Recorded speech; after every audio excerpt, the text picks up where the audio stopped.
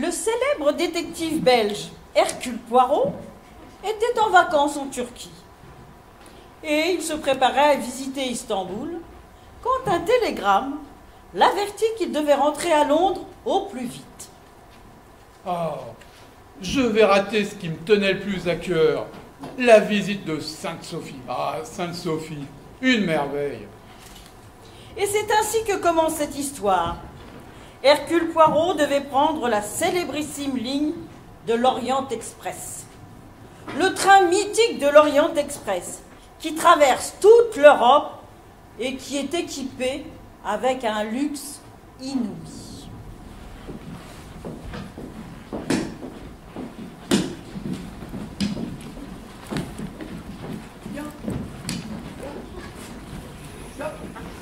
Ja. Oh, nein. Ja.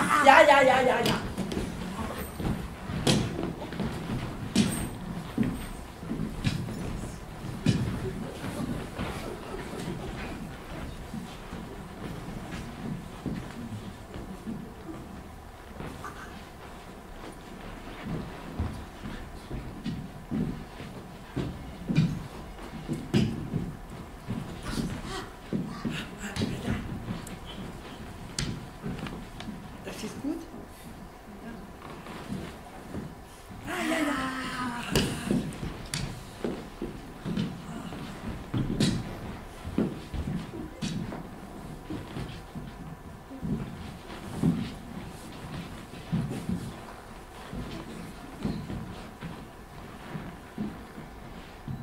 Vous désirez un billet en première classe Istanbul-Calais pour aujourd'hui à 19h.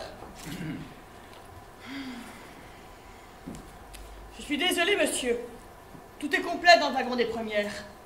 Vous avez un wagon complet jusqu'à Calais en plein hiver? Comme c'est bizarre. Bizarre, oui. Bizarre? J'ai dit bizarre? Comme c'est bizarre.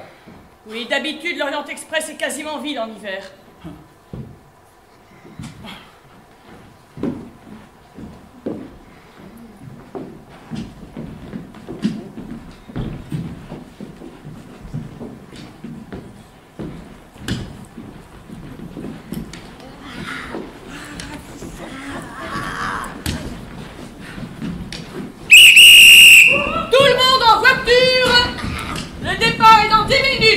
Les voyageurs de l'Orient Express sont priés de regagner leur voiture et de remonter leur compartiment.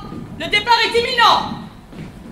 Excusez-moi, mais j'ai vu que ce monsieur avait trouvé une place sans réservation. Je m'étonne beaucoup, car au départ j'avais réservé et on m'a informé qu'il y avait une erreur.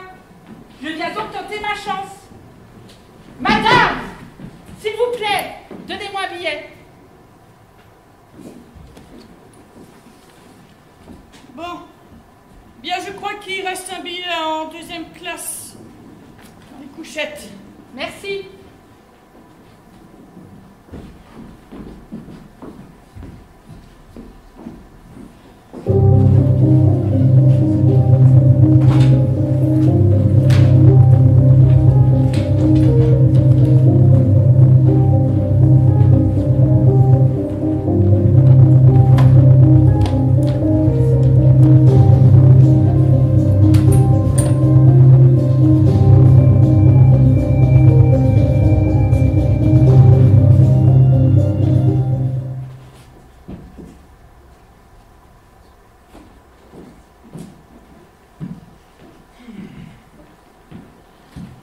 Un voyage de 3 jours à travers l'Europe dans la nuit d'hiver. Il fait vraiment noir. Enfin, le train est bien chauffé.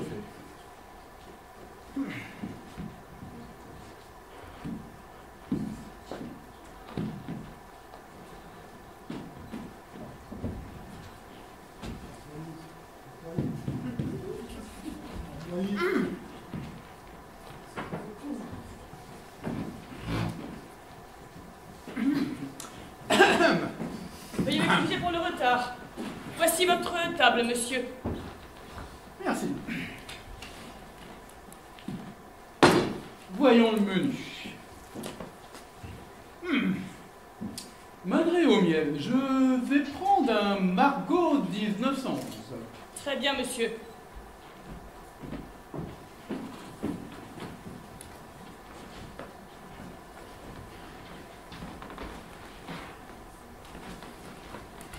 Vous êtes bien le Poirot? Vous êtes bien informé, monsieur. I am Ratchet.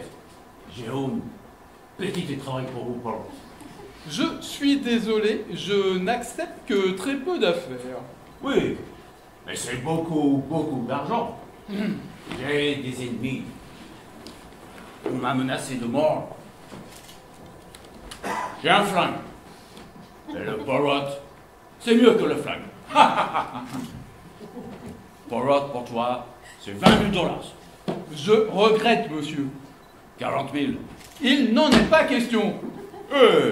Pourquoi tu veux pas, Poirot? Pardonnez-moi, je suis en mission. Oh, fucking man. Fucking man. Fucking man. Ah. En fait, c'est surtout sa tête qui me déplaît. Cet homme a de petits yeux cruels.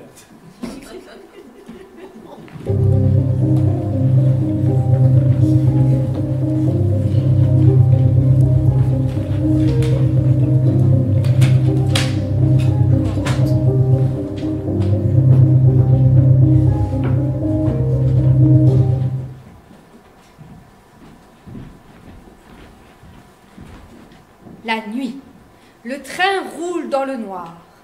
Soudain, un cri. Et aussitôt, on entend une sonnette. Le train est arrêté. Poirot est réveillé. Dans sa robe de chambre à col de cachemire, Poirot voit l'employé des wagons-lits se diriger vers le bout du couloir. Par réflexe, il regarde sa montre. Minuit 37. Minuit 37. Puis, il sonne pour demander de l'eau minérale. Voici votre eau minérale, monsieur. Ah, c'est incroyable. La dame américaine est persuadée qu'il y a un homme dans sa chambre. Mais où il aurait pu se cacher, je vous le demande. Comme si nous n'avions pas assez de soucis avec cette neige. La neige, quelle neige? La neige qui bloque le train, monsieur. Vous n'avez pas vu la neige? Nous sommes bloqués. Une congère. 3 mètres de haut. Ça arrive. Une fois, nous avons été bloqués 1 semaine. Je vous souhaite de vous rendormir vite, monsieur. Dans cette nuit décisive, Poirot fut réveillé encore une fois. Il lui sembla que quelque chose de lourd était tombé chez Ratchet. Il se leva et regarda dans le couloir où il vit s'éloigner une femme dans un kimono écarlate. Puis, il alla se recoucher et se rendormit.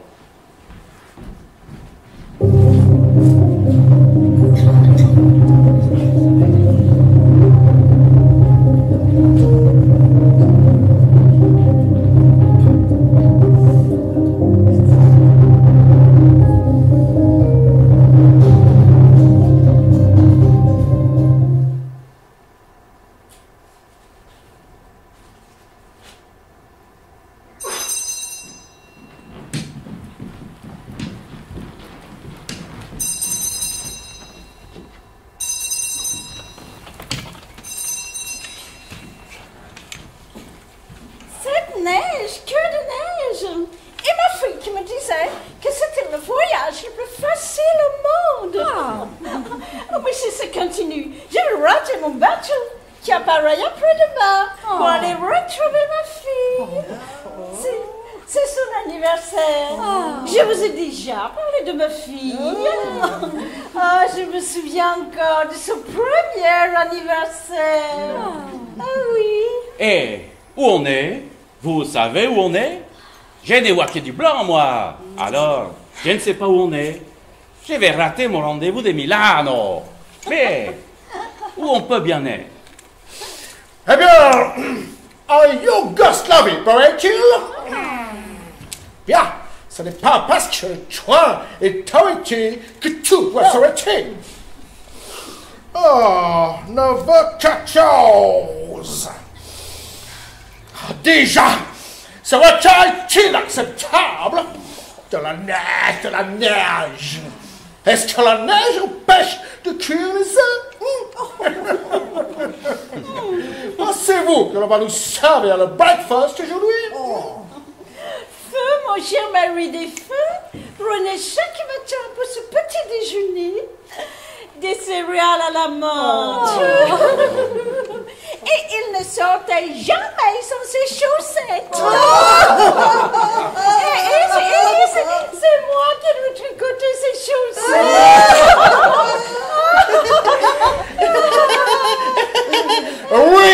Ridiculous! Oh, le soleil qui se lève sur la neige. Ça me rappelle les Noëls de mon enfance. Laissez-moi me présenter, Miss. Antonio Foscarelli. Combien de temps on va rester planté là? Y a-t-il quelqu'un au courant? Est-ce qu'il y a une administration? Mais où est le chef des trains? La princesse est pressée. La princesse a faim. Voyons, Hildegard, un peu de patience. J'ai 82 ans. Je veux bien passer quelques heures à regarder la neige. Vous avez raison, Miss Debenham. C'est bien joli, ces gouttes de lumière sur les arbres. Votre Altesse, voulez-vous que j'aille vous chercher votre châle de Poméranie? Ou peut-être boire un peu de thé blanc? Parce qu'ici ne sert que du thé noir. Mais laissez donc, Hildegard. Ce n'est pas de froid que je mourrai. Quand on est né un jour d'hiver au bord de la Volga, on ne peut pas mourir de froid. En plus, un coup de froid du cœur. Le cœur, Hildegard. Allez, prendre un peu de thé à la cannelle et laissez-moi rêver encore un peu. Les enfants, ma soeur, attendre au moins à la gare, hein? Et moi pas télégramme, alors beaucoup de problèmes. Non, mais qu'est-ce que c'est que ce train? Personne ne sait rien, personne ne fait rien. Ma fille m'a dit qu'à Smyrne, monsieur, à Smyrne, les trains sont toujours à l'heure. À Smyrne. C'est ma fille qui me l'a dit alors. C'est ma fille me l'a dit. Das ist schrecklich. Il paraît qu'il n'y a pas de thé à la cannelle. Je voulais en prendre dans les bagages, mais on n'a droit qu'à einmal. Les enfants, ma soeur, attendre au moins à la gare et moi pas télégramme. Est-ce qu'il y a une administration? Où est le chef de train? Je suis d'accord avec vous. C'est très mal organisé. Mais où sont les cœurs pour continuer le Mais voyage? ne vous inquiétez pas, tout ira très bien. Regardez plutôt ce magnifique paysage. Le soleil qui se lève sur la neige qui brille doucement. Mais c'est une bombe pour les âmes les plus tristes. Un moment d'éternité. Ah oui, c'est très beau la Yougoslavie sous la neige. Un peu froid, mais beau. Ce qui est très beau, c'est le soleil qui se reflète dans vos yeux.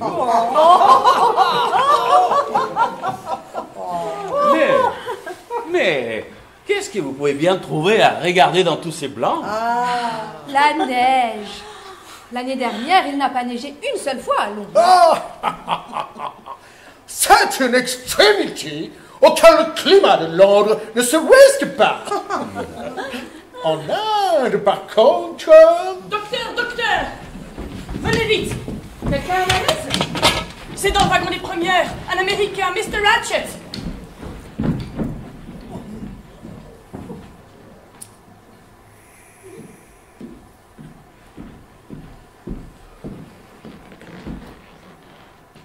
Monsieur Ratchet est mort. Il n'est pas mort de mort naturelle. Il a été assassiné.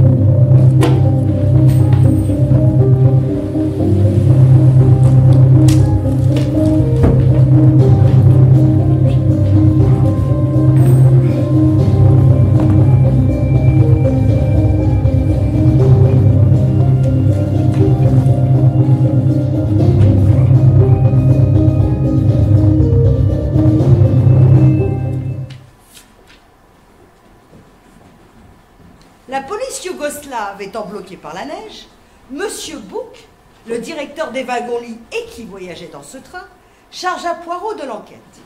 Madame Michel, l'employée des wagons-lits, les conduisit au compartiment de Ratchet, où se trouvait déjà le médecin. Monsieur Poirot, nous avons la chance d'avoir un médecin parmi les passagers. Docteur, voici Monsieur Hercule Poirot, détective de son état. Je lui fais entièrement confiance. Il dirigera l'enquête. Je suis le docteur Constantine. Je viens de faire les premières constatations. Je pense que la mort est intervenue entre minuit et 2 heures du matin. Ah, j'ai entendu Mr. Ratchet parler à l'employé à minuit 37, oui. Par ailleurs, la cause de la mort me semble évidente. Cet homme a été frappé avec une lame, genre couteau, ou plutôt un poignard plus large qu'un couteau.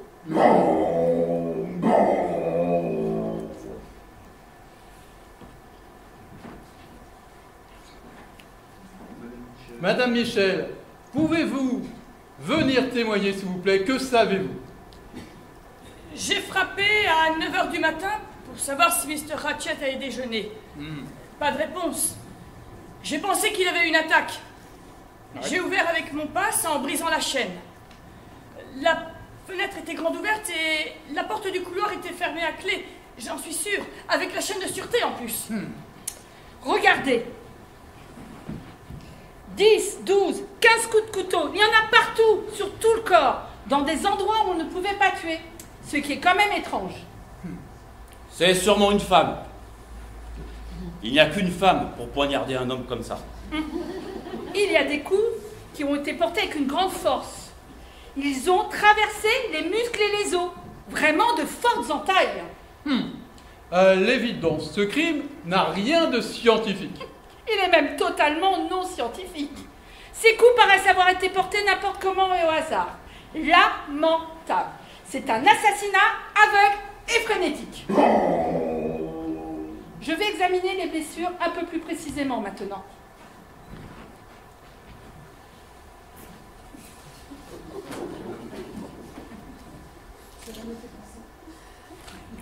Cela me fait penser à un crime de rôdeur, sous l'emprise de l'alcool. Cette fenêtre grande ouverte. Madame Michel, personne n'aurait pu s'échapper par la fenêtre sans laisser des empreintes dans la neige. Y a-t-il des empreintes? Je ne vois pas d'empreintes. Et il n'a pas reneigé depuis. La fenêtre est ouverte, mais la porte d'entrée et la porte de communication vers le compartiment de Mrs. Hubbard étaient fermées. Allez au bout de votre raisonnement, cher ami. Monsieur Poirot, je pense qu'on a voulu nous faire croire que le meurtrier était sorti par la fenêtre. C'est possible. Docteur, qu'est-ce qu'il y a d'autre, s'il vous plaît? Voyez ces plaies. Elles sont profondes et auraient dû saigner davantage. C'est comme si cet homme était déjà mort quand il a reçu les premiers coups. Est-il mort de ses premiers coups ou est-il mort d'autre chose? Peut-être que les coups ont été donnés à différents moments. Comme si le meurtrier était revenu pour terminer sa tâche après réflexion. Et là, regardez. Ce coup ici a été porté par un gaucher. Ouais. Tout cela par un droitier. J'ai compté 12 coups en tout. 2 meurtriers, un gaucher et un droitier. Le premier vient poignarder Mr. Ratchet et s'enfuit en éteignant la lumière. Le deuxième arrive dans le noir et tue à son tour dans le noir sans voir qu'il est déjà mort. Il y a des coups qui ont été portés avec une grande force et d'autres qui sont à peine des égratignures. Un homme et une femme. Regardez cela, un verre vide, mais qui sent quelque chose. Un somnifère. Voilà pourquoi il ne s'est pas défendu. Il était drogué et inconscient quand les premiers coups ont été portés. Un mouchoir avec une initiale H. Monsieur, il y a aussi un cure-pipe. Un mouchoir? Un cure-pipe? Mais il n'y a qu'à se baisser pour ramasser des indices ici. Un mouchoir, un cure-pipe. Comme si l'homme avait voulu faire accuser la femme et la femme avait voulu faire accuser l'homme. Des allumettes brûlées. Ah, un papier carbonisé. Et là, regardez, monsieur Poirot. J'ai trouvé cette montre dans la poche de son pyjama arrêté à 1h14. Je vais essayer de faire parler ce papier, monsieur. Il n'est pas tout à fait détruit par le feu. Regardez. Viens, toi, de, la, petite, Daisy, Armstrong. Armstrong. Armstrong.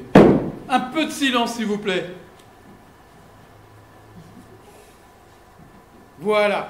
Je suis en mesure maintenant de vous dire l'identité de notre mort.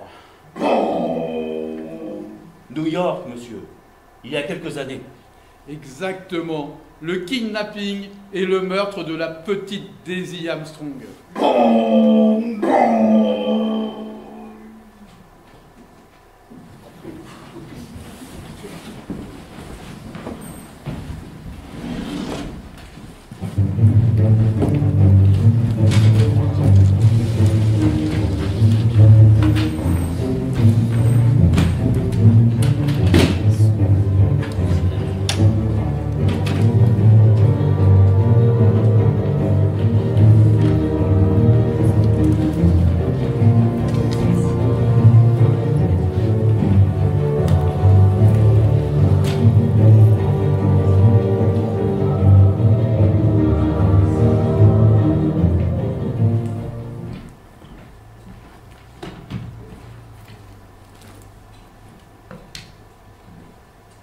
D'après le détective, M. Ratchet est mort entre minuit et 2h du matin, dans son compartiment fermé à clé.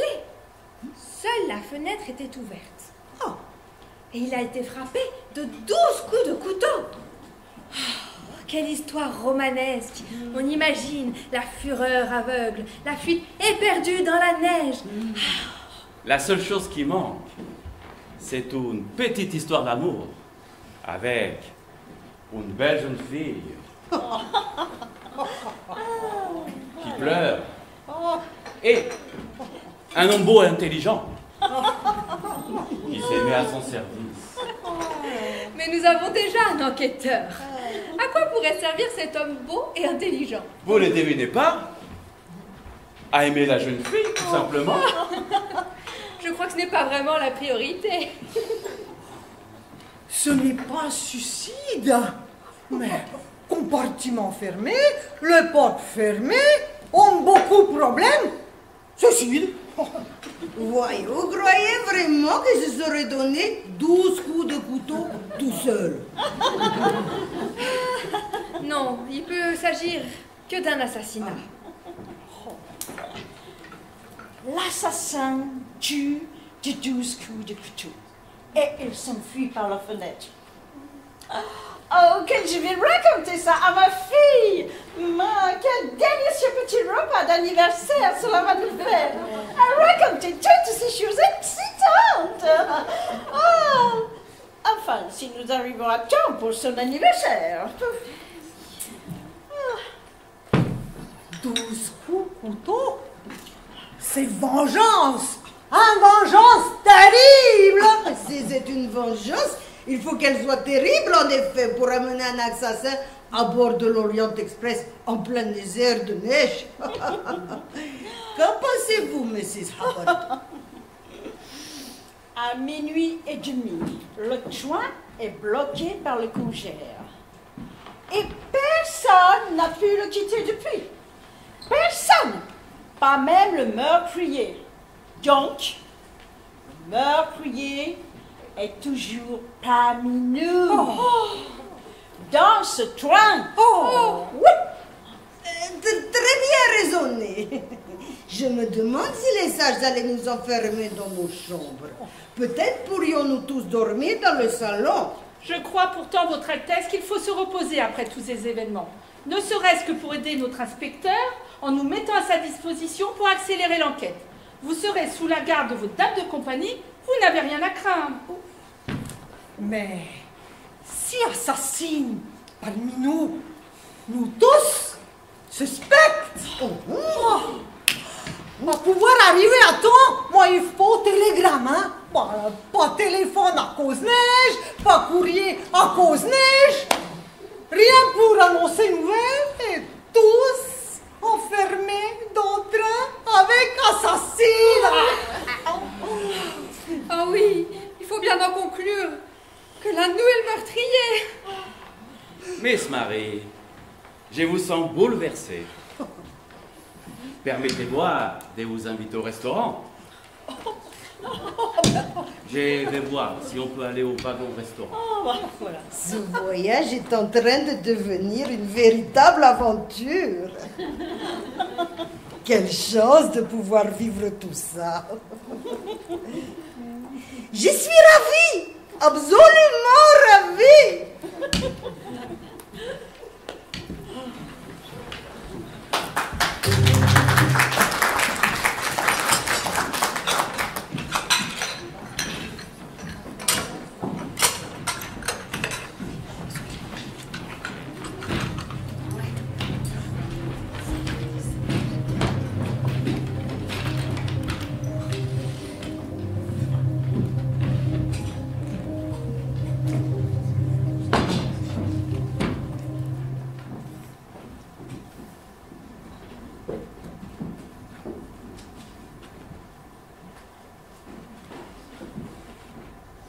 Êtes-vous bien installé? Que puis-je faire pour vous aider? Voyons. Mr. Ratchet avait une secrétaire. Même si elle est suspecte, elle pourra m'aider pour enregistrer les interrogatoires. Et vous pouvez m'envoyer Madame Michel pour faire entrer? Mon cher Hercule, je lui ai demandé de rester auprès des voyageurs pour qu'ils restent calmes et ne cherchent pas à s'enfuir dans la neige. Certains paniquent, malheureusement. Messieurs, je ne saurais trop vous conseiller de faire au plus vite pour les interrogatoires. Les passagers sont très excités et l'arrêt dans la neige les inquiète beaucoup. Je reste avec eux pour parer à toute éventualité. Et je vous laisse. Très bien. Allez me chercher vous-même Miss McQueen, s'il vous plaît.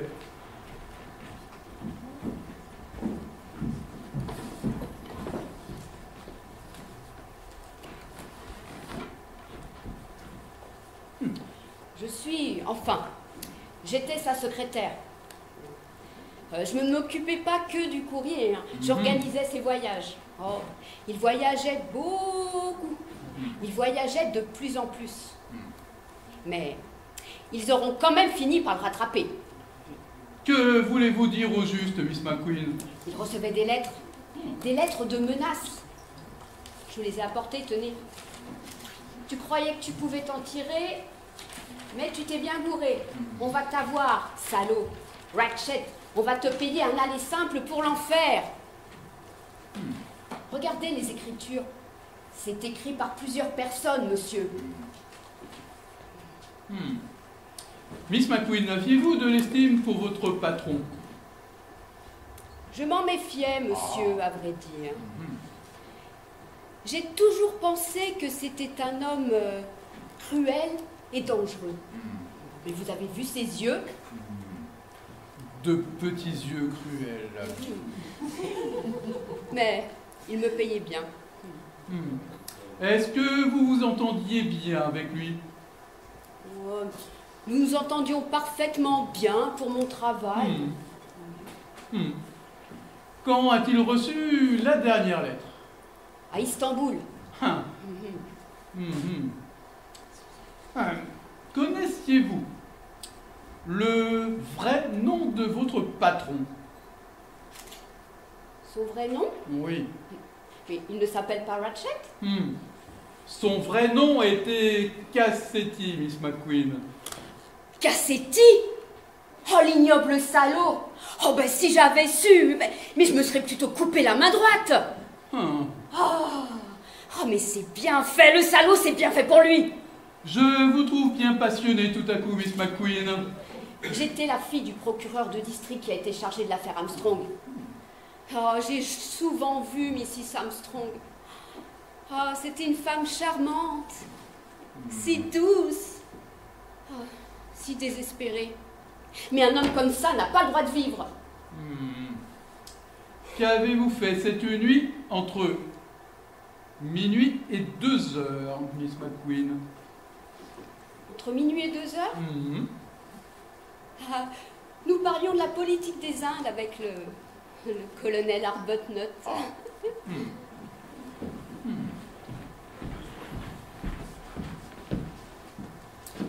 Miss McQueen accepta volontiers de prendre note des interrogatoires.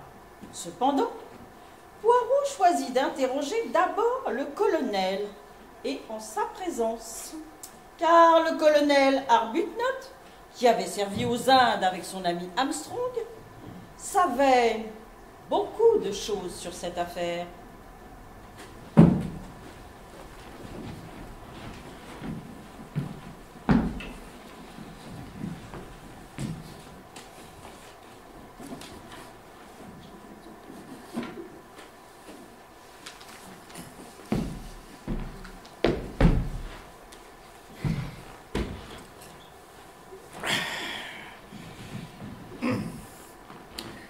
Yes, j'ai bien connu le colonel Armstrong, un Anglais décoré de la croix de Victoria. Américain par sa mère, la fille d'un richissime milliardaire, von der Alte, je crois. Il avait épousé la fille de Linda Arden. Vous savez, cette grande cantatrice tragédienne, Linda Arden. Et quand ils ont enlevé leur petite Daisy, elle avait 3 ans. Oh, ils l'adoraient. Ils ont payé la rançon. 200 000 $, une somme colossale. Et on a retrouvé le cadavre de la petite Daisy, morte depuis 15 jours.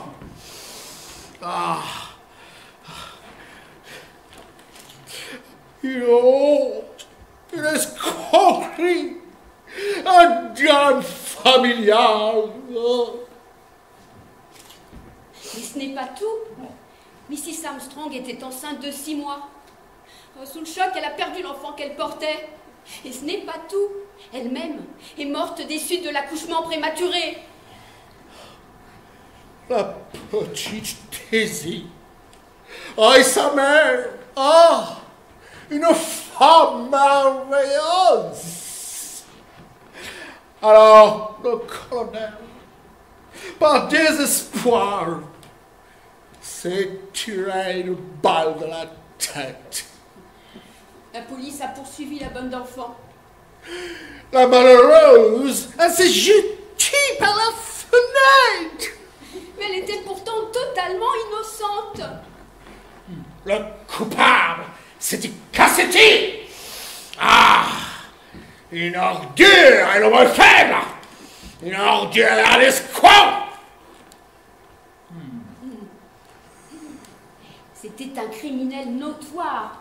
Il était évident que c'était lui le coupable. La police l'a finalement arrêté. Il a été pris, il a été jugé. Innocenté. Innocenté! Il était très, très riche. Les avocats ont fait leur métier et la justice s'est ridiculisée. Un scandale énorme, et je pèse la mort. Un scandale énorme, une honte, une escroquerie, un drame familial, un scandale énorme! 5 morts innocents dans la voiture, dans la nature. Non, 5 morts innocents et un coupable libre dans la nature. Sera tout, Monsieur Poirot?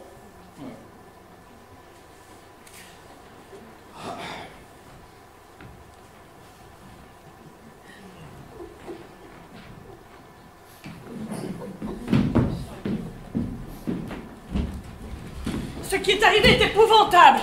C'est moi qui l'ai découvert. Mais ce n'est pas de ma faute. J'espère que vous ne pensez pas, Monsieur Poirot, qu'il y a une négligence de ma part.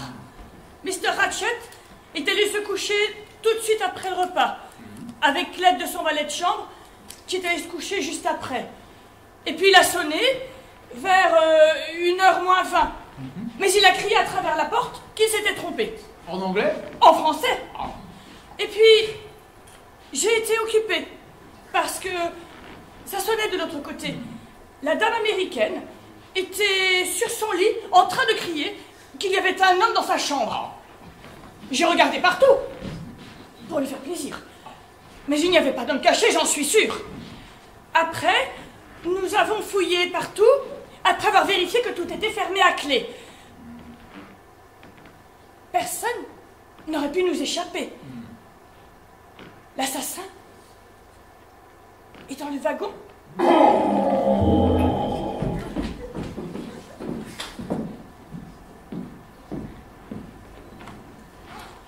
Monsieur Poirot, je voyage pour mon plaisir. Je n'ai rien à signaler sauf une petite bizarrerie. En fait, à l'origine, j'avais réservé un lit dans ce wagon. Mais les wagons-lits m'avaient téléphoné qu'il y avait une erreur et que je devais prendre le train suivant. J'étais à la gare en train de m'informer de ce contretemps quand je vous ai vu, Monsieur Poirot, monter sans réservation. Alors, j'ai insisté auprès de l'employé pour me trouver une place. Tout cela est assez curieux. J'ai eu l'impression qu'on voulait m'écarter de ce voyage.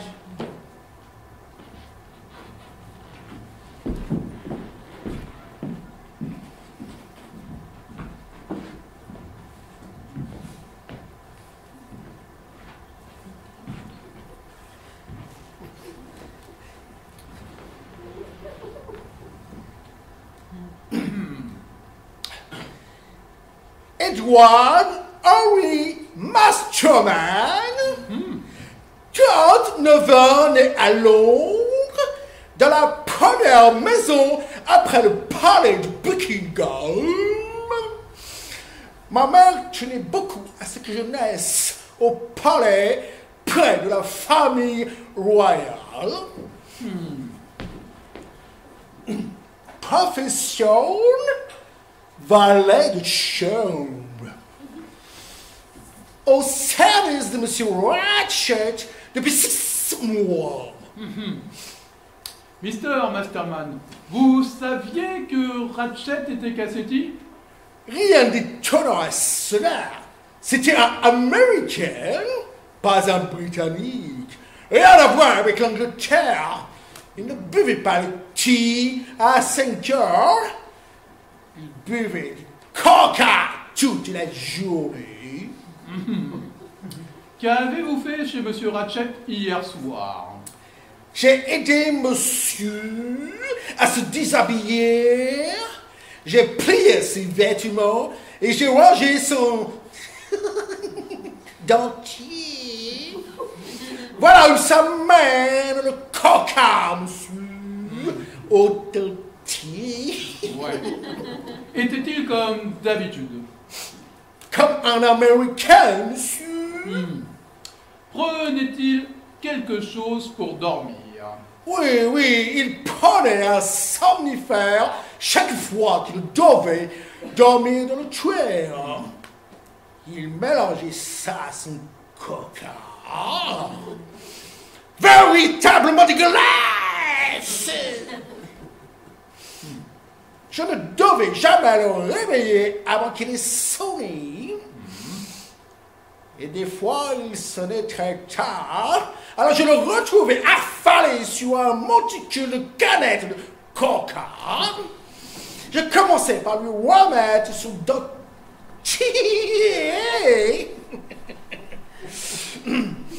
Comme la reine d'Angleterre, monsieur, le dentier. Ma mère, qui est la meilleure amie de la première Quels femme. sont vos sentiments à l'égard de votre patron, Mr. Masterman? Shocking. Dois-je vraiment répondre à cette question, monsieur? Il le faut, Mr. Masterman. C'est qu'il s'agit de sentiments, monsieur. Mr. Masterman, au nom de la couronne royale d'Angleterre, de Waterloo et de Trafalgar... Très bien, monsieur. Je vais répondre pour l'amour de Nelson et de la reine Victoria, monsieur. Soit c'était pas trop généreux. Mais je dois dire que je n'aime pas beaucoup les Américaines, monsieur. Cassidy, la petite Daisy, Armstrong, répugnant, absolument choquant, inexpressible. Il n'y a qu'en Amérique que l'on peut trouver des choses pareilles. Si je peux donner mon avis, monsieur, ce sont des sauvages. Aucune éducation, aucun sens de l'humour, aucune maîtrise de soi. Je suis fier d'être britannique, monsieur. Puis-je disposer, monsieur? Vous vous demandez ce que faisait Masterman, le valet de chambre britannique si stylé, entre minuit et 2 heures du matin? Il lisait. Il lisait assidûment avec une voracité très peu britannique La prisonnière de l'amour de Miss Arabella Charlton. Voilà où mène le thé à 5 heures.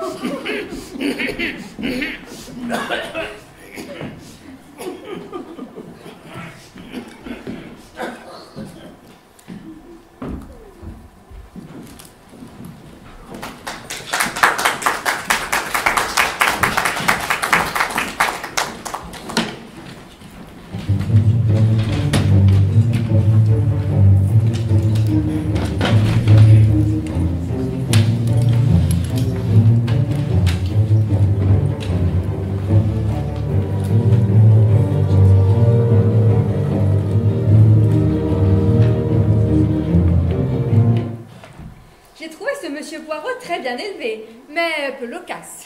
Comment s'est passé votre entretien? Signor Foscarelli, vous attendre à la porte, Miss Debenham, hein? Oh, italien, pas possible, hein?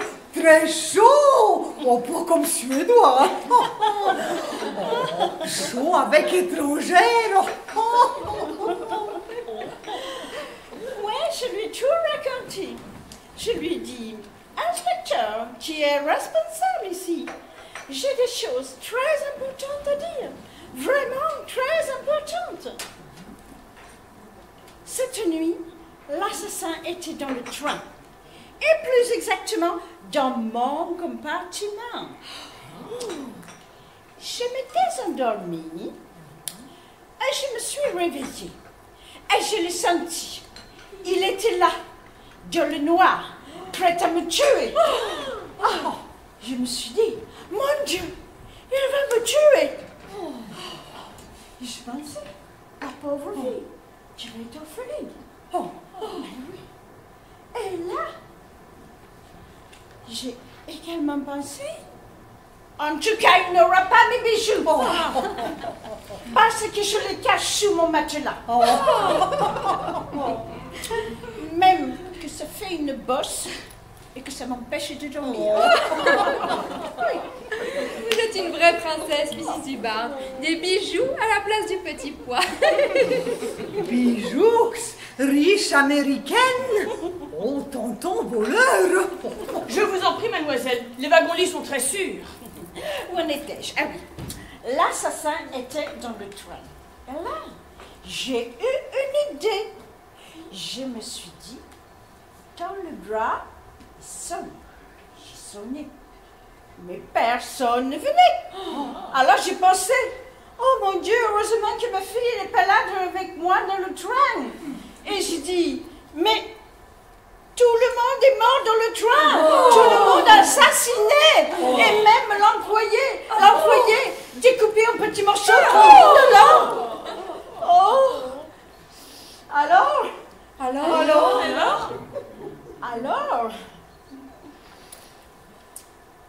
je sais plus. Alors, l'employé est arrivé. Oh, et croyez-moi si vous voulez, il n'y avait personne d'autre que moi dans le wagon. Personne. Et pourtant, j'ai une preuve. Je dis à l'inspecteur, j'ai une preuve, un objet qui n'était pas dans mon compartiment la veille au soir et qui était là le lendemain matin. Un objet qui ne m'appartient pas. Montrez voir. Oui. Oh oui. Oh, montrez. Je vous en prie, montrez voir, madame. Un bouton. Un bouton. Mais c'est un bouton de tunique de conducteur aspirant au chef des wagons-lits de 1931. Mais c'est formidable tout ça. Oh, vous trouvez pas qu'on s'amuse bien? Bon, pardon, je n'aurais pas dû dire ça. Mais comme Ratchet était particulièrement antipathique, je trouve ça bien qu'il serve à nous amuser. Au moins une fois. Parce que la vie, elle est plutôt triste, non? Moi, je suis gouvernante. Je garde des enfants riches qui n'ont aucune considération pour moi. Ni pour le reste du monde, d'ailleurs. Quelquefois, ils sont gentils et la vie devient plus facile. Cette neige, ce train vont peut-être me faire rater un entretien d'embauche, mais au moins, il se sera passé quelque chose. Ça alors? Un bouton de tunique de conducteur aspirant, chef des wagons-lits de 1931? Un bouton de tunique sans tunique chez Mrs. Hubbard et non chez Mr. Ratchet? En tout cas, moi, je leur ai dit que j'étais ambidextre. Et que s'ils voulaient me prêter le kimono écarlate, je pouvais faire un essai tout de suite. C'est vrai, quoi. Ils pourraient nous faire défiler, nous tous, dans les couloirs, l'une après l'autre, en kimono rouge, à l'américaine, à l'anglaise, à la suédoise, à l'allemande, et la princesse Dracomirov et reste, non? Mais moi aussi posé beaucoup autres questions. Et moi obligé raconter quelque chose, il faut cacher. Caché? Mais quoi? Oui, dites-nous. Comme moi, aller toilette 1h du matin. Moi, entendu dans le wagon Mr. Ratchet, distinctement, une voix des femmes.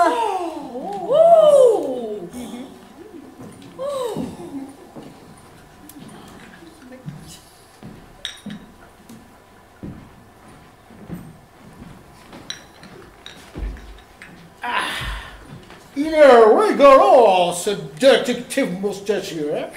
Et il vous a cuisiné beaucoup? Ah, mais j'avais rien à lui dire. Il m'a demandé si je fumais la pipe. Je lui ai répondu, le colonel fume la pipe.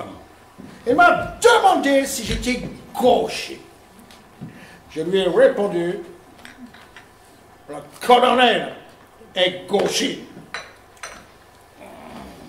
Je l'aime bien, ce colonel. J'aime bien plaisanter un peu. Hein?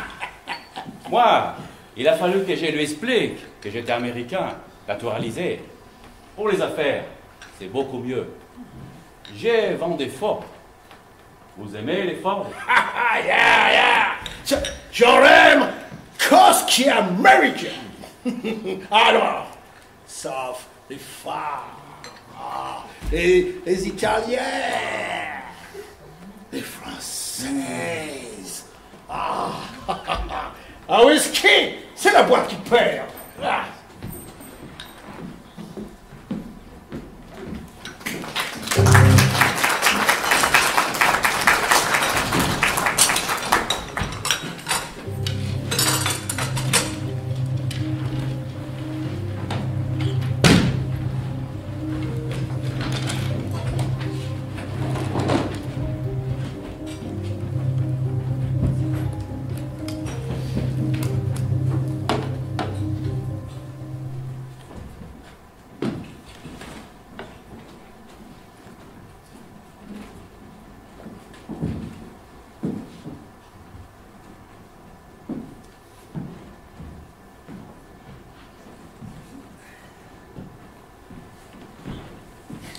Mr. Harman, je vous conseille de me révéler tout ce que vous savez. Alors, est-ce que vous me pouvez m'assurer de toute discrétion? Mon passeport est une couverture. Ah, En réalité, je suis agent de police privé chez McNeil. Je ne sais pas comment Ratchet l'a su. Il m'a invité dans sa suite à Istanbul. Il m'a montré toutes les lettres de menaces. Alors, il m'a payé pour venir avec lui dans ce train et le protéger. Mais voilà, échec et mat. J'aimerais mieux qu'on n'en parle pas trop. craignait-il quelqu'un en particulier? Il m'avait parlé d'un petit homme brun qui avait la voix au perché. Il était inquiet, très inquiet. Il m'a convoqué pour m'en parler. Mr. Harman, aviez-vous reconnu Cassetti? Ratchet? Ratchet était Cassetti? Oh! Alors ça c'est une surprise! Cassetti! Je n'étais pas là quand ça s'est passé. J'étais au Mexique. Ça l'affaire. Un enfant enlevé, retrouvé mort malgré la rançon. C'est ça, hein? Ah, c'est ça. Je ne regrette rien. Ratchet, pardon, Cassetti. Il m'avait payé d'avance. Il n'a eu que ce qu'il méritait. Là-dessus, Poirot, désolé, je ne vois pas en quoi je pourrais vous aider davantage.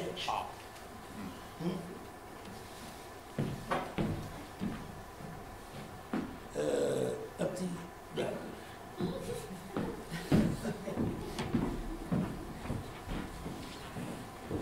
Jamais vu Ratchet. Mais je connais les genres des bonhommes. Très respectables, bien habillés. Mais mieux vaut ne pas les gratter ce qu'il y a dessous.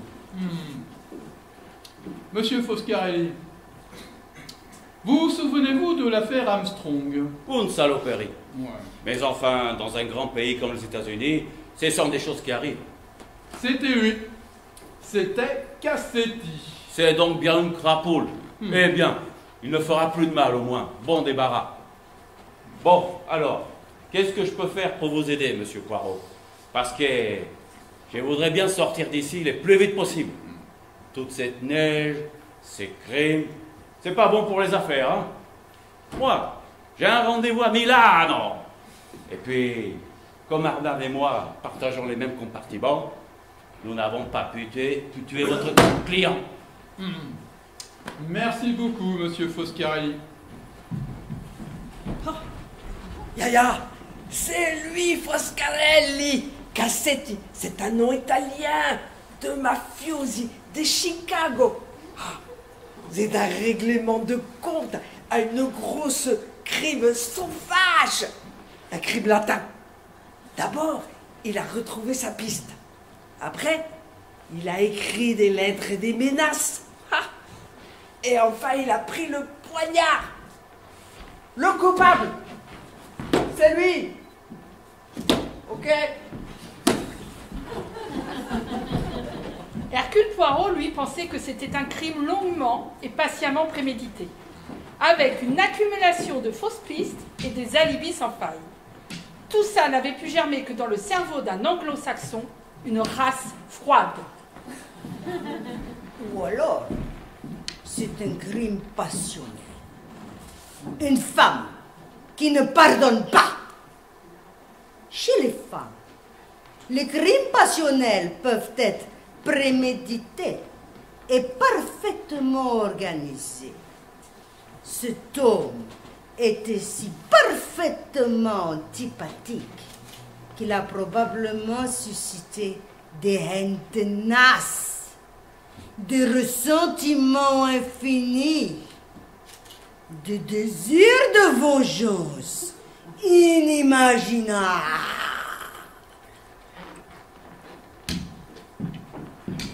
La seule pièce à conviction, à part le kimono rouge qu'on n'a pas retrouvé, le cure-pipe et le mouchoir, c'est le bouton. Et moi, en tout cas, je n'ai pas perdu un seul bouton, ça n'a rien à voir avec moi. Mais par où l'assassin a-t-il bien pu s'enfuir? Mais si, ça y est, je sais. Par chez Mrs. Hubbard, pendant qu'elle fermait les yeux, et avant que je rentre. Comme c'était quelqu'un du train, je n'ai rien remarqué.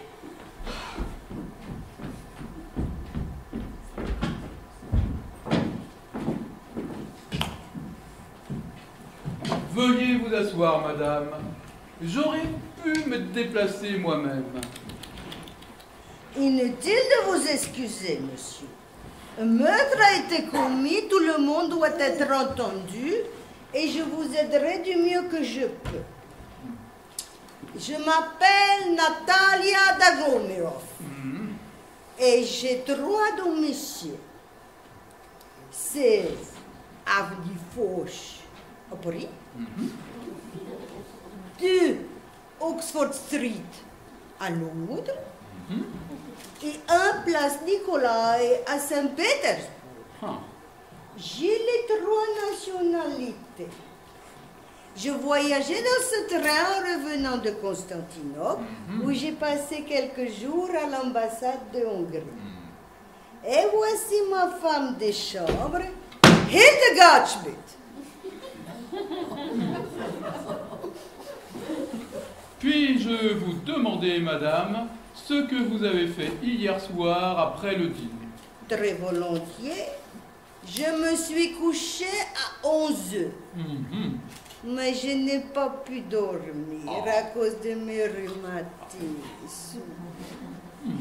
Vers minuit, j'ai demandé à Hildegard de me masser. Puis elle m'a fait la lecture jusqu'à 2h15.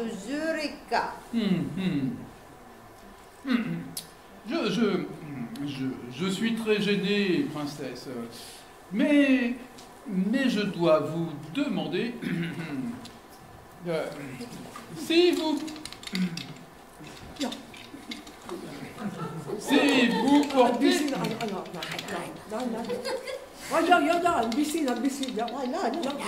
Princesse, je suis très gêné, princesse, mais je dois vous demander si vous portez un kimono écarlate.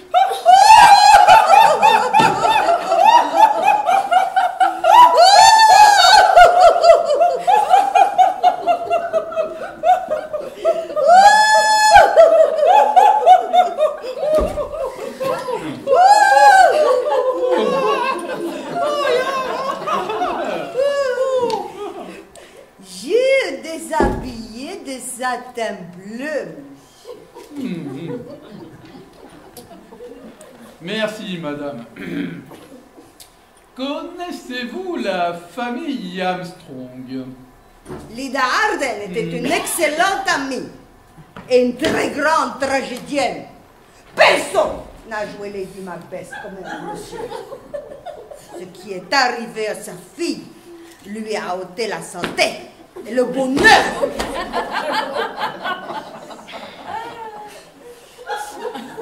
Mr. Ratchet s'appelle Cassetti, madame la princesse. Tiens donc, Cassetti. L'homme qui a désagrégé la vie de la famille de mon amie Linda Arden. Si je puis donner mon avis, monsieur, ce meurtrier mérite des compliments. Dès que vous l'aurez identifié, ce qui ne saurait tarder, je m'empresserai d'aller le féliciter et je mettrai toute ma fortune au service de sa défense. Monsieur, ce Cassetti a fait beaucoup de mal.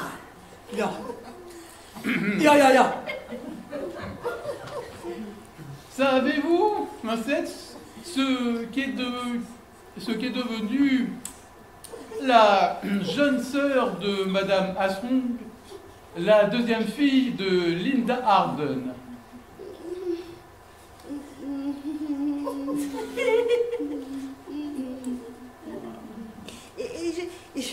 Je me souviens plus très bien. Je l'ai perdu de vue, je crois. Je crois qu'elle a épousé un Anglais. Ya. Mais pardonnez-moi, monsieur. À qui ai-je l'honneur? Hercule Poirot, madame, pour vous servir. Hercule Poirot! Oui, mais... C'est le destin. Merci, madame.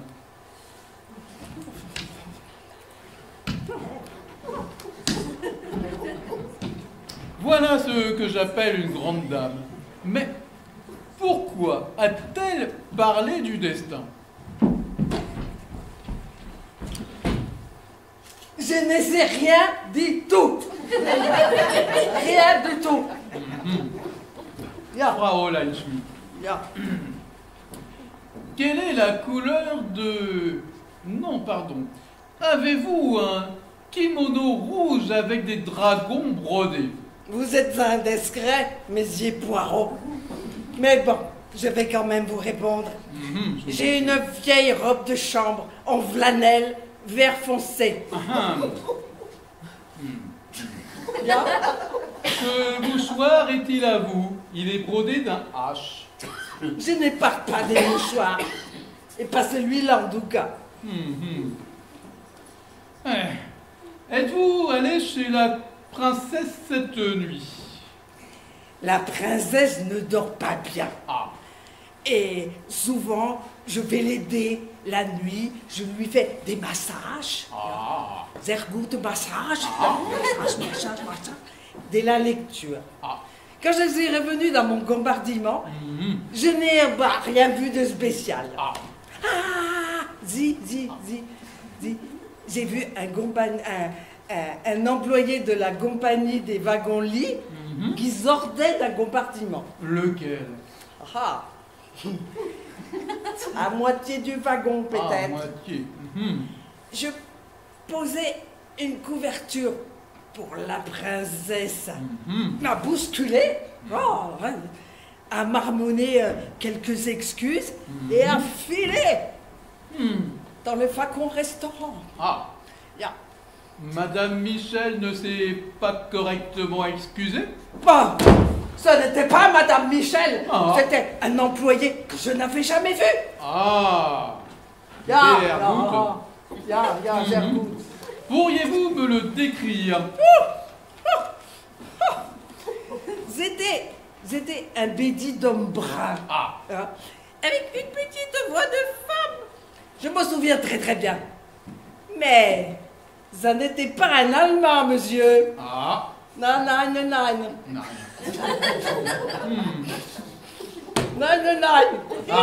Arceau. C'est tout. Ja. Auf Wiedersehen. Wiedersehen, Fräulein. Herr Poirot.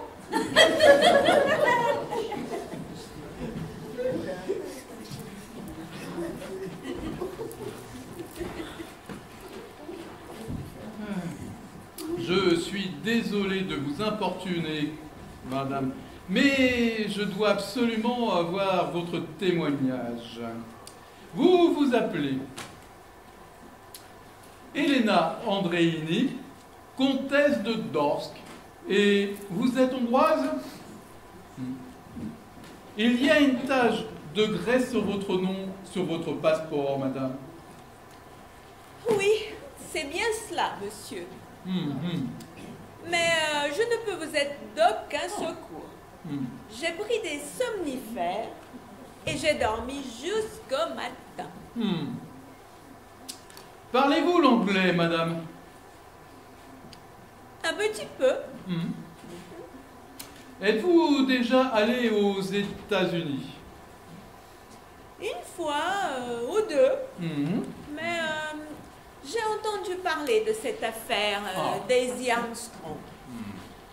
Moi-même, j'ai une petite fille de 3 ans. Et je trouve cette histoire particulièrement épouvantable.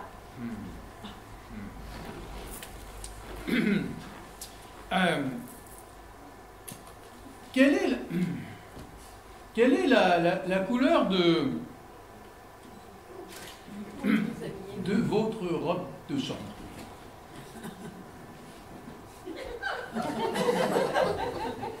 Elle est en mousseline jaune paille. La couleur de ma robe de chambre. Oui. Voulez-vous la voir? Est-ce important? Très important, madame. Je suis détective privé, je m'appelle Hercule Poirot et je suis belge. Tiens, je ne savais pas qu'il y avait des détectives belges dans des trains yougoslaves. Madame, je suis un détective international, j'appartiens au monde entier. J'espère que vous allez très vite trouver le coupable. J'ai hâte de rentrer et pouvoir serrer mes enfants dans les bras. Au revoir, Monsieur Poirot. Je reste à votre entière disposition. Merci. Et je peux vous faire apporter ma robe de chambre quand vous voudrez.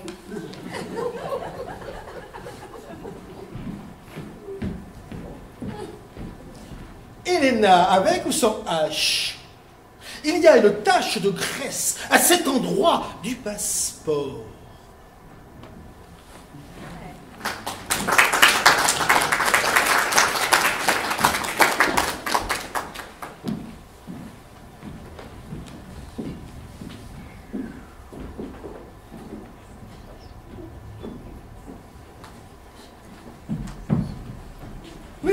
Messieurs, il y a une veste dans ma valise avec un passe qui ouvre mais toutes les portes. Ah, Une veste, montrez voir. yeah. Mais c'est un uniforme de la compagnie des wagons-lits. Et regardez, il manque un bouton. Le bouton appartient à cet uniforme, cela prouve que ce n'est pas moi. Regardez, quelle horreur! Oh mon Dieu, quelle horreur! Un grand poignard dans ma trousse de toilette! Oh, mais c'est sans doute cet homme que l'on n'a pas arrêté qui l'y a mis! Oh là là! Oh, ma pauvre fille! On va soupçonner ta mère! Oh! Et là-dessus, on retrouva un kimono rouge orné d'un dragon doré. Dans, devinez-vous, la propre valise d'Hercule Poirot.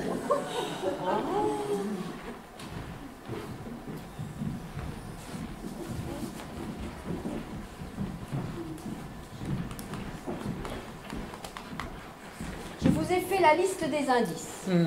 Les coups de poignard, Poignard, le somnifère, somnifère, l'uniforme, le passe, le poignard, le kimono rouge, le kimono rouge, le cure-pipe, le mouchoir brodé et le jeune brun à la boîte faussaire. Ridicule. Tout cela est ridicule. Tous ces indices sont faux. Miss McQueen, revenons aux personnalités. À quoi vous fait penser la comtesse? À quoi? Un chat. Elle est très jolie, très mystérieuse et très classe. Par un certain côté aussi, tiens. Oui, c'est ça. Ça m'avait frappé au début, mais j'arrivais pas à mettre la main dessus. Oui? Non, c'est idiot, c'est idiot. Miss McQueen, je vous en supplie, dites-le, même si c'est idiot. Rien, mais elle a un peu, voyez, elle me fait penser un peu à Mrs. Hubbard. Elle a un peu le même regard, voyez-vous? Miss McQueen, vous êtes formidable.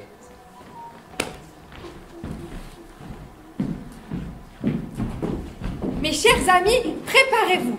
Rassemblement dans le wagon-restaurant dans 2 heures. Poirot a pris sa cartouche de cigarette et s'est enfermé pour faire fonctionner ses petites cellules grises.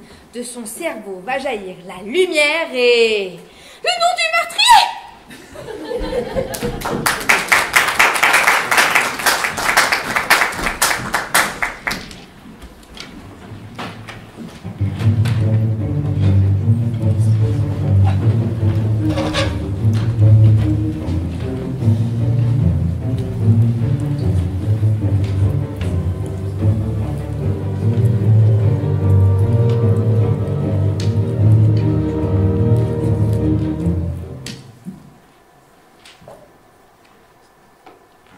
Mesdames, messieurs, nous voici tous, ou presque tous, réunis pour entendre les conclusions de monsieur Hercule Poirot. Il nous a demandé, au docteur Constantine et à moi-même, de l'assister, ainsi que Miss McQueen.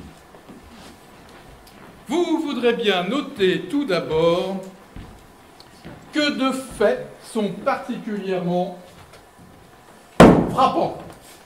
Premièrement, il est étrange qu'un wagon de l'Orient Express soit complet en plein hiver et qu'on y trouve les personnalités les plus diverses, âges et nationalités variées.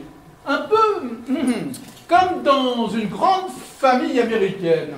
Une douzaine de nationalités différentes pour 15 personnes, 15 suspects. 15 suspects? Cela me paraît beaucoup, vraiment. Sûrement, nous pouvons exclure M. Bouc, le docteur et M. Poirot. Et j'espère que vous n'avez pas compté la victime, Mr. Ratchet. Si c'est un criminel avéré, il ne peut pas être coupable de son propre meurtre. Non. En effet, nous pouvons donc compter 12 suspects. Et il faut encore retrancher Madame Michel, qui n'est pas une voyageuse, mais l'employée de la compagnie ferroviaire.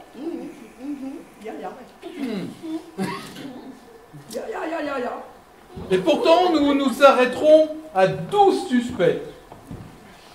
Docteur, s'il vous plaît, pouvez-vous nous éclairer sur le deuxième fait marquant? La victime droguée a reçu 12 coups de couteau. Or, ces coups n'ont pas été donnés en même temps, mais sur un laps de temps assez long. D'autre part, ils ne sont pas de la même main. Combien de mains, docteur? Au moins 6 mains différentes. Si ce n'est davantage. Je n'ai jamais vu ni entendu parler d'un tel acharnement, sauf en cas d'une exécution. Le commanditaire de cette exécution devait être particulièrement décidé pour envoyer 6 tueurs. S'agirait-il de la mafia américaine? Mais c'est une énigme que ce meurtre, vraiment. Monsieur Poirot, éclairez-nous. Nous avons donc une liste de 12 suspects et 12 coups de couteau. J'ai bien dit 12 suspects, 12 coups de couteau. Et un train immobilisé dans des congères au milieu de nulle part.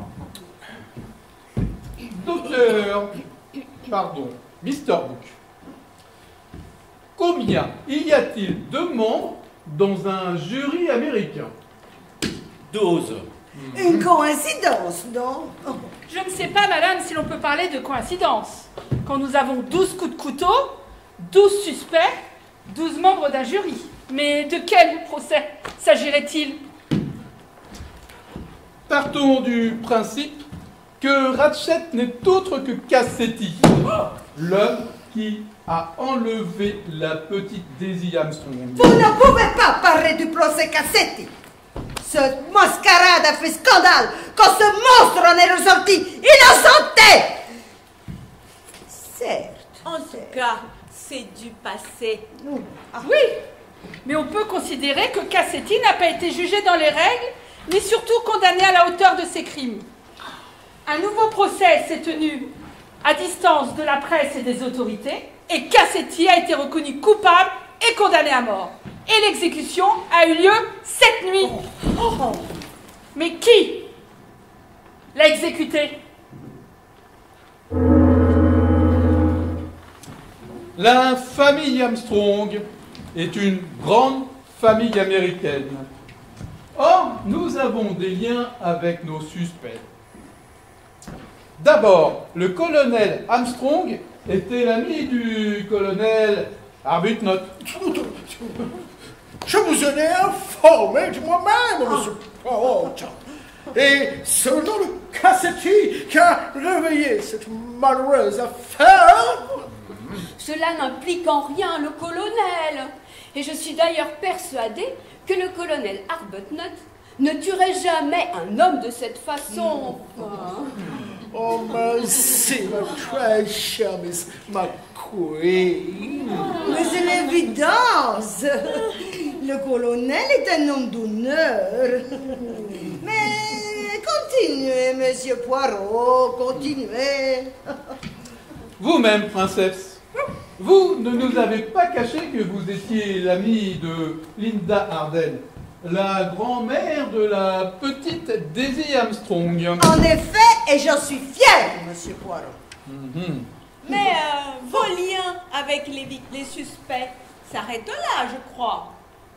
Non. Il y a encore Miss McQueen, qui est la fille du procureur de district. Puis, j'ai réfléchi, car étant dans l'impossibilité de faire ici une enquête sur la famille Armstrong, on peut raisonnablement supposer que les proches de cette famille, les domestiques, ont suivi le procès Cassetti et sont restés en contact. On aurait pu avoir, par exemple, un chauffeur italien. Nous avons Signor Foscarelli, qui vend des voitures. Une cuisinière allemande. Mademoiselle Hildegard Schmidt, est allemande. Je vous suis très bien maintenant, monsieur Poirot. On pourrait avoir une gouvernante anglaise, comme Miss Marie Debenham. Je vous en prie, monsieur Book, ce n'est qu'une supposition. Un valet de chambre britannique, comme Mr. Masterman. Ouais. Une nurse suédoise, comme mademoiselle Greta Olson.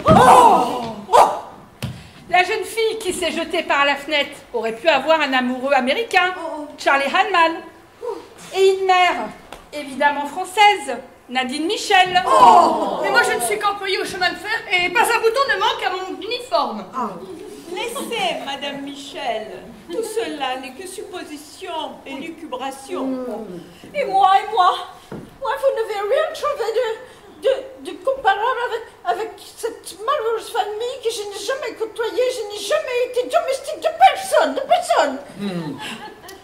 Mrs. Hubbard, la grande actrice qu'est Linda Arden aurait pu mettre son art au service d'une noble cause en interprétant un rôle de composition pendant quelques jours. Par exemple, elle aurait pu interpréter le rôle très amusant de Mrs. Hubbard. Comme cela, elle n'apparaissait pas en tant que Linda Arden, si célèbre. Sa jeune fille, douée des mêmes talents et mariée à un contour, aurait pu masquer son accent américain, la comtesse Andréini. Nous aurions eu là une conjonction étonnante de 12 personnes. Il y a 12 coups de couteau différents sur le corps de Mr. Ratchet. Extraordinaire. Et quand j'y réfléchis, cette coïncidence de 12 personnes dans un jury américain.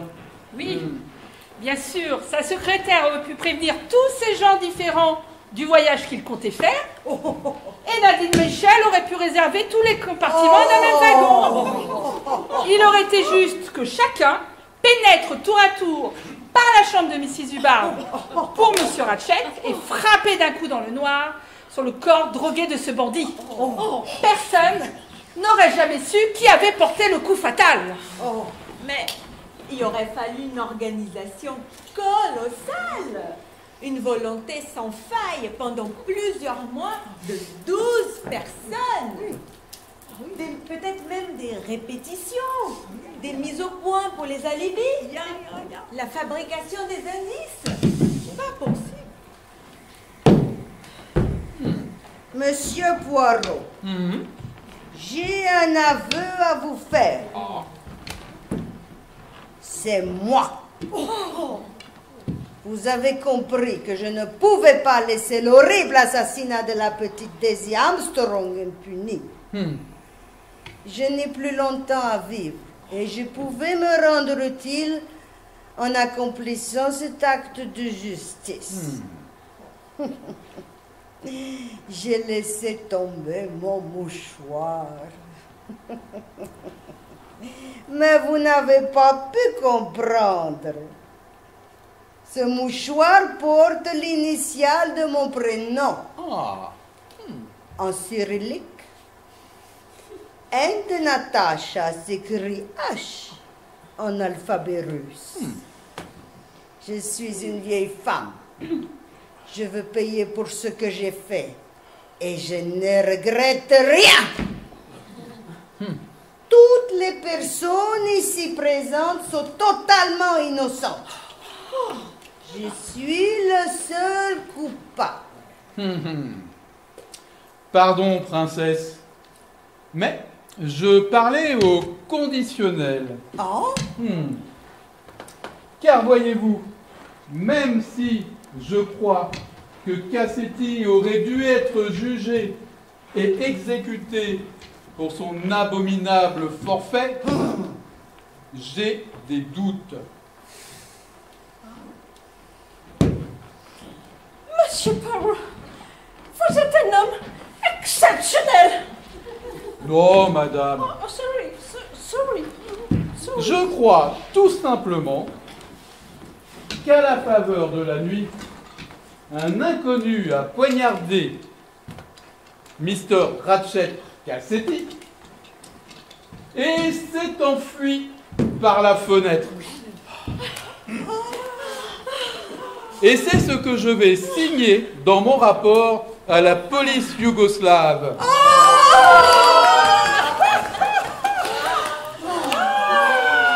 Mesdames, Messieurs, je suis honoré d'avoir fait votre connaissance et je vous souhaite une excellente soirée.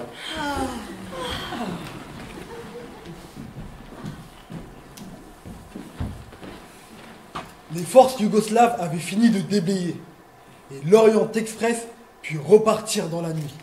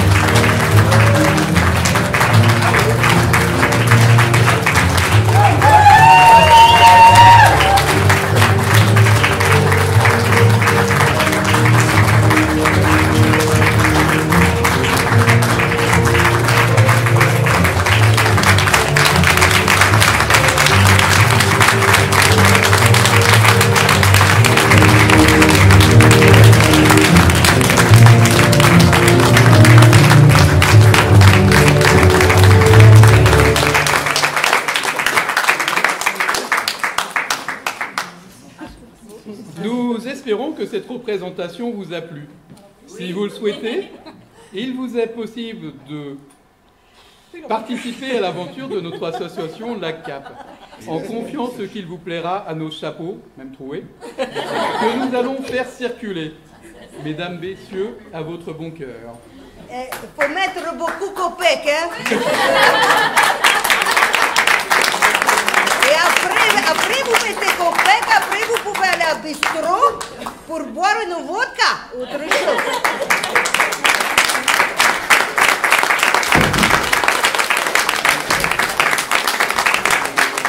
Le mien n'est pas percé.